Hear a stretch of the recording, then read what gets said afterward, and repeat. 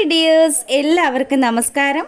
മൗനരാഗം സീരിയലിൻ്റെ next week promo വിശേഷത്തിലേക്ക് എല്ലാവർക്കും സ്വാഗതം കേട്ടോ.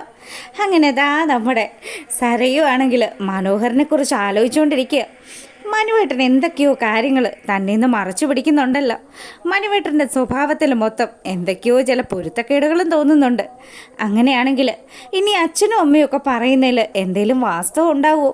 കുറേ കാലമായി അങ്ങേരെന്നെ അമേരിക്കയെ കൊണ്ടുപോകാമെന്ന് പറഞ്ഞ് പറ്റിക്കാൻ തുടങ്ങിയിട്ട്. ഇനിയും ഇതിൻ്റെ സത്യാവസ്ഥ കണ്ടെത്തിയില്ലെങ്കിൽ തൻ്റെയും തൻ്റെ മോളുടെയും ജീവിതം കട്ടപ്പുകയാകുമെന്ന് സരയിരുന്ന് ആലോചിക്കുക. അപ്പം ഇവൾ ഉറങ്ങാതെ ഇരുന്ന് ആലോചിക്കുന്ന നേരത്ത് നമ്മുടെ മനോഹർ അങ്ങോട്ട് വരിക. എന്ത് പറ്റി മോളും എന്താ ഉറക്കമില്ലാണ്ടിരിക്കുന്നത്?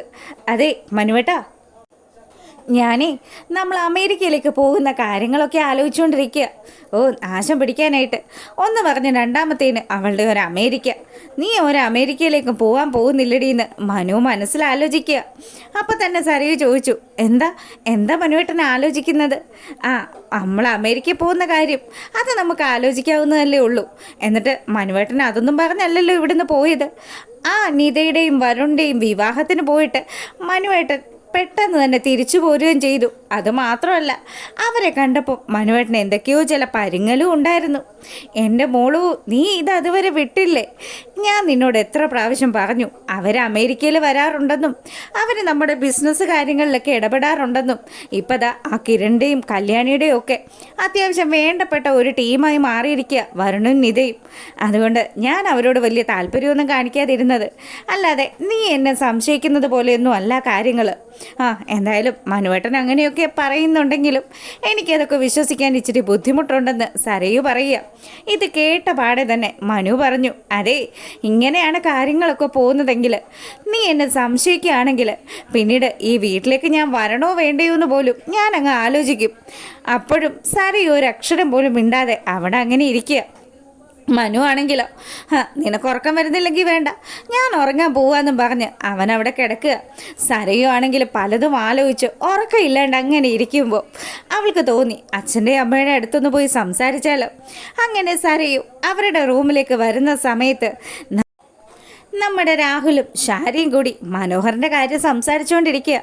അപ്പം സരയു ആ റൂമിന് വെളിയിൽ വന്ന് അവൾ അകത്തോട്ട് കയറാതെ നിൽക്കുക. ഇവരെന്താ പറയുന്നതെന്ന് കേൾക്കാൻ വേണ്ടി തന്നെ അവൾ അവിടെ അങ്ങനെ നിൽക്കുമ്പം, അതെ, എന്തൊക്കെ കഷ്ടപ്പാടുകൾ കഴിച്ചു, എന്നിട്ടും നിങ്ങളുടെ മോൾക്ക് അവനെ ഇത്രയും നാളായിട്ട് മനസ്സിലായില്ലല്ലോ. നമുക്കാണെങ്കിൽ സത്യങ്ങളൊന്നും പറയാൻ പറ്റാത്ത അവസ്ഥയിലോ ഉള്ളത്. എന്തായാലും മോൾക്കിപ്പോൾ ചില സംശയങ്ങളൊക്കെ തോന്നിയ സ്ഥിതിക്ക് അവൾ തന്നെ അവനെക്കുറിച്ച് വിശദമായിട്ട് അന്വേഷിച്ചോളും. അവൻ നമ്മുടെ മോളെ ഉപേക്ഷിച്ച് പോകുമെന്നാണല്ലോ നമ്മൾ വിചാരിച്ചിരിക്കുന്നത്. പക്ഷേ ഇനി ഒരു കാലത്തും അവൻ അത് ചെയ്യുകയില്ല. അവൻ ഈ ഒരു രീതിയിൽ തന്നെ ഈ വീട്ടിൽ തുടർന്ന് പോവുകയും ചെയ്യുമെന്ന് ഷാരി പറയുക. അത് കേട്ടപ്പോൾ രാഹുലിനാണെങ്കിൽ നല്ല ദേഷ്യമൊക്കെ വരുന്നുണ്ട്. അപ്പോൾ അച്ഛനും അമ്മയും ഒക്കെ സംസാരിക്കുന്ന കാര്യങ്ങളൊക്കെ കേട്ട് കഴിഞ്ഞപ്പം സരയുന് എന്തൊക്കെയോ ചില ഡൗട്ടുകളൊക്കെ തോന്നുക. അങ്ങനെ നമ്മുടെ സരയു ആണെങ്കിലോ, എന്തായാലും മനുവേട്ടനെ കുറിച്ച് വിശദമായിട്ടൊന്ന് അന്വേഷിക്കണം. മനുവേട്ടൻ എന്ത് ബിസിനസ്സാണ് ചെയ്യുന്നതെന്ന് പോലും ഇന്ന് വരെ തനിക്ക് വിശദമായിട്ട് അറിയത്തില്ല. പിന്നെ ഏതോ ഒരു ഹോട്ടലിൽ പോയി താമസിച്ചെന്നൊക്കെ പറഞ്ഞല്ലോ. അങ്ങനെയാണെങ്കിൽ മനുവിനെക്കുറിച്ച് വിശദമായിട്ട് അന്വേഷിക്കാൻ തന്നെ നമ്മുടെ സരയു തീരുമാനിക്കുക. അങ്ങനെ അവൾ മനോഹർ താമസിച്ചു എന്ന് പറയുന്ന ആ ഒരു ഹോട്ടലിലേക്ക് പോകുമ്പോൾ അവിടെ ചെന്നിട്ട് അവിടുത്തെ സ്റ്റാഫിൻ്റെ അടുത്ത് ചോദിച്ചു, അതെ, ഇവിടെ ഇന്ന ഡേറ്റിൽ മനോഹർ എന്ന് പറയുന്ന ഒരാൾ റൂം എടുത്തിട്ടുണ്ടായിരുന്നു എന്ന്. ഇത് കേട്ടതും ആ സ്റ്റാഫാണെങ്കിൽ, മാഡം ഒന്ന് വെയിറ്റ് ചെയ്യട്ടോ, ഞാനൊന്ന് ചെക്ക് ചെയ്യട്ടെ. ചെക്ക് ചെയ്തതിന് ശേഷം പുള്ളിക്കാർ വന്നിട്ട് പറയുന്നുണ്ട്, അതെ, ആ പേരിലുള്ള ആരും ഈ അടുത്ത കാലത്ത് ഇവിടെ റൂം എടുത്തിട്ടില്ലല്ലോ. അല്ല, മനുവേട്ടനോട് ഞാൻ ചോദിച്ചപ്പം ഇവിടെ തന്നെയാണെന്നാണ് പറഞ്ഞത്. അയ്യോ സോറി മാഡം, ആ പേരിൽ എന്തായാലും ഇവിടെ ആരും റൂം എടുത്തിട്ടില്ല എന്ന് അവിടുത്തെ റിസപ്ഷനിൽ നിൽക്കുന്ന പെങ്കൊച്ച് പറഞ്ഞു. അതുകൂടെ കേട്ട് കഴിഞ്ഞപ്പം സരയുൻ്റെ മനസ്സിലാണെങ്കിൽ സംശയങ്ങൾ വീണ്ടും കൂടുക. പിന്നെ എന്തിനാ മനുവേട്ടൻ എന്നോട് കള്ളത്തരം പറഞ്ഞത്? എന്തായാലും ഇതിന് പിന്നിലുള്ള എല്ലാ കാര്യങ്ങളും കണ്ടെത്തണമെന്ന് നമ്മുടെ സരയു ആലോചിക്കുക. അങ്ങനെ അവൾ വീണ്ടും ഒരു യാത്ര കൂടെ പോകുന്നു. മറ്റെങ്ങോട്ടും അല്ല, നമ്മുടെ ശാരിയുടെ അടുത്തേക്ക് തന്നെയാണ്. അച്ഛനും അമ്മയ്ക്കും എന്തൊക്കെയോ ചില കാര്യങ്ങൾ അറിയാമെന്ന് സരയുനും നല്ല നിശ്ചയമുണ്ട്. അങ്ങനെ അവൾ അവിടെ വന്നതും അവളോട് നമ്മുടെ ശാരി മനസ്സ് തുറന്ന് സംസാരിക്കുക. മോളെ, നിനക്ക് എന്താ അറിയേണ്ടത്? അമ്മ സത്യം പറയും. മനുവേട്ടനെ കുറിച്ച് ഞാൻ എപ്പോൾ സംസാരിക്കുമ്പോഴും അമ്മയും അച്ഛനും മനുവേട്ടനെ വെറുക്കുന്ന രീതിയിലാണല്ലോ തിരിച്ച് സംസാരിക്കുന്നത്. നിങ്ങൾ എന്തെങ്കിലും എന്നിൽ നിന്ന് മറയ്ക്കുന്നുണ്ടോ? അപ്പോൾ ശാരിയാണെങ്കിൽ നിന്ന് ബബബ അടിക്കുക. ദൈവമേ, ഇവളോട് കാര്യങ്ങളൊക്കെ പറഞ്ഞു കഴിഞ്ഞാൽ ഇവളുടെ സമനില തെറ്റുമല്ലോ, തൻ്റെ മകളൊരു മുഴുഭ്രാന്തിയായി മാറുമല്ലോ എന്നൊക്കെ ശാരി ആലോചിക്കുമ്പോഴത്തേക്കിനും രാഹുൽ പറഞ്ഞു, മോളെ, നീ ഇത്രയും കാലവും ഒരു വലിയൊരു ചതിയുടെ ഭാഗമായിക്കൊണ്ടിരിക്കുമായിരുന്നു. ആ മനോഹർ എന്ന് പറയുന്നവൻ അവനൊരു രാക്ഷസനാണ്. നാട് മുഴുവനും പെണ്ണ് കെട്ടി നടക്കുന്ന ഒരുത്തൻ. എന്തായാലും അവനെപ്പോലെയുള്ള ഒരുത്തൻ്റെ അടുത്ത് നിന്ന് എൻ്റെ മോള് രക്ഷപ്പെടണം, ആ ഒരു ആഗ്രഹം മാത്രമേ ഈ അച്ഛനും അമ്മയ്ക്കും ഉള്ളൂ. ബകാസുരൻ ഈ കാര്യങ്ങളൊക്കെ പറഞ്ഞു കഴിയുമ്പം ശരിക്കും നമ്മുടെ സരയുന് നല്ല ദേഷ്യം വരിക. അയാൾ എന്നെ ചതിക്കുമായിരുന്നോ? സത്യം പറയും, നിങ്ങളിതൊക്കെ പറയുന്നത് ഉള്ളത് തന്നെയാണോ? അതോ മനുവേട്ടനെയും എന്നെയും തമ്മിൽ അകറ്റാൻ വേണ്ടിയിട്ടാണോ നിങ്ങൾ ഇങ്ങനെയൊക്കെ പറയുന്നത്? അല്ല മോളെ, സത്യമാ. ദേ ഇപ്പം തന്നെ ഈ കഴിഞ്ഞ ദിവസം തന്നെ നിത എന്ന് പറയുന്ന ഒരു പെണ്ണുമായിട്ട് അവൻ്റെ വിവാഹം ഉറപ്പിച്ചതാ. അവനും അവളും തമ്മിലുള്ള വിവാഹമാണ് നടക്കേണ്ടിയിരുന്നത്. അവനും ആ ജുബാനയും തമ്മിലുള്ള വിവാഹവും അതുപോലെ അച്ഛൻ്റെ ഫ്രണ്ട് ഉണ്ടല്ലോ അയാളുടെ മകള് നിഷയുമായിട്ടുള്ള വിവാഹവും ഒക്കെ നടന്നതാണെന്ന് രാഹുൽ എല്ലാം പറയുന്ന സമയത്ത് സരയു തകർന്നു പോവുക. അങ്ങനെ സരയുവാണെങ്കിൽ ഇതിനൊക്കെ കാരണക്കാരൻ ആ കിരണാണ്. ആ കിരണിനെ ഞാൻ എത്രമാത്രം ആത്മാർത്ഥമായിട്ടാണ് സ്നേഹിച്ചത്. എന്നിട്ടും അവൻ അതൊന്നും മനസ്സിലാക്കാതെ എന്നെ ഉപേക്ഷിച്ചു. അങ്ങനെയുള്ള രീതിയിലൊക്കെ നമ്മുടെ സരയു ഇങ്ങനെ ആലോചിച്ചു. അതിനുശേഷമാണെങ്കിൽ കിരണിൻ്റെയും കല്യാണിയുടെയും ജീവിതം തകർക്കാൻ വേണ്ടിയിട്ട് അവൾ മനസ്സ് ചില കാര്യങ്ങളൊക്കെ പ്ലാൻ ചെയ്യുക. അങ്ങനെ ആരുമില്ലാത്ത തക്ക നോക്കിയിട്ട് നമ്മുടെ സരയു കിരണിൻ്റെ വീട്ടിലേക്ക് കയറി ചെല്ലുമ്പം കിരണാണെങ്കിൽ ആൾ വരുന്നുണ്ടെന്ന് മനസ്സിലായിട്ട് അവൻ ആ റൂമിൽ അങ്ങനെ കിടക്കുന്നു. സരയു ആണെങ്കിലോ അവിടെ ആരും ഇല്ലയെന്ന് ഉറപ്പാക്കിയിട്ടാണല്ലോ അങ്ങോട്ടേക്ക് വന്നത് തന്നെ. അങ്ങനെ അവൾ നേരെ നമ്മുടെ കിരൺ കിടക്കുന്ന റൂമിലേക്ക് കയറി ചെന്നതും കിരൺ അങ്ങനെ കിടക്കുന്നത് കണ്ടു. എടാ ദ്രോഹി, നീ ഒറ്റൊരുത്തനാണ് എൻ്റെ ജീവിതം നശിപ്പിച്ചത്.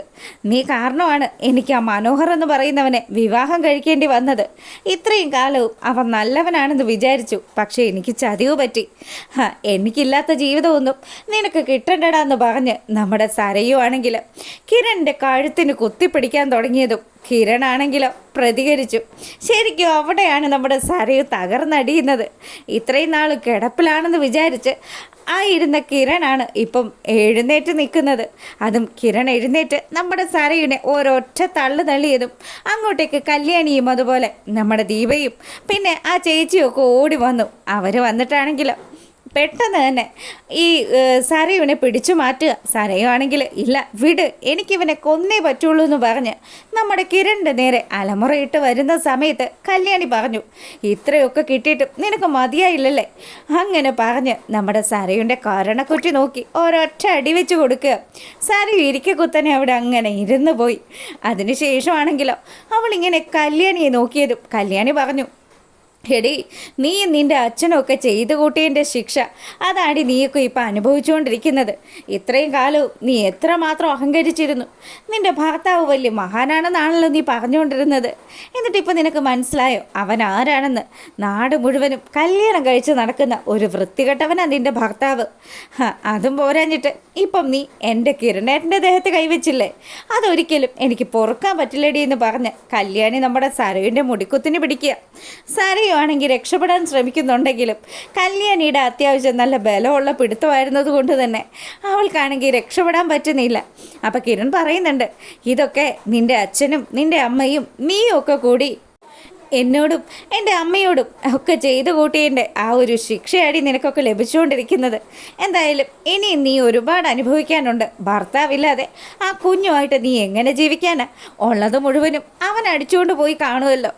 എന്തായാലും നിൻ്റെ അച്ഛൻ നിൻ്റെ ഈ ജീവിതം തകർന്നതൊക്കെ കണ്ട് അയാളും അയാളുടെ അവസാന കാലഘട്ടം കഴിക്കട്ടെ എന്നൊക്കെ പറഞ്ഞ് കിരണും കല്യാണിയൊക്കെ കൂടി നമ്മുടെ സരയുനെ നിർത്തിപ്പൊരിക്കുക.